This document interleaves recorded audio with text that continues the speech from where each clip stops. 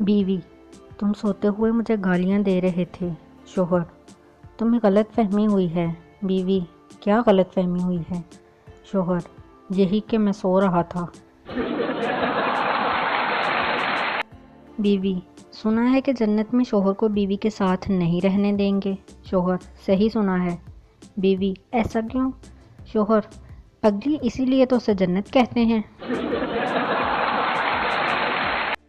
بیوی پورے 15 منٹ تک اپنے خاموش شوہر پر گرجنے کے بعد بولی: میں لڑائی ختم کرنا چاہ رہی ہوں، مگر تمہاری اس گونگی بدمعاشی کی وجہ سے گھر جہنم بنا جا رہا ہے۔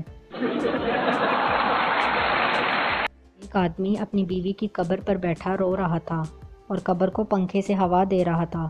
کسی نے کہا: اتنی محبت؟ وہ بولا: مرنے سے پہلے کہہ گئی تھی کہ میری قبر کی مٹی خشک ہونے سے پہلے شادی مت کرنا۔ بیوی: آنکھ مچولی میں اگر آپ نے مجھے ڈھونڈ لیا تو شاپنگ پر چلیں گے۔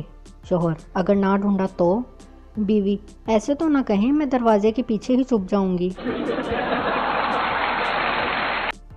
مرد مرچ کی طرح تیز ہوتا ہے، مگر مرچ جتنی بھی تیز ہو، عورت اس کا اچار ڈال دیتی ہے۔ خواتین کی اس سے بڑی آزادی اور کیا ہوگی کہ ان کی بیوی نہیں ہوتی۔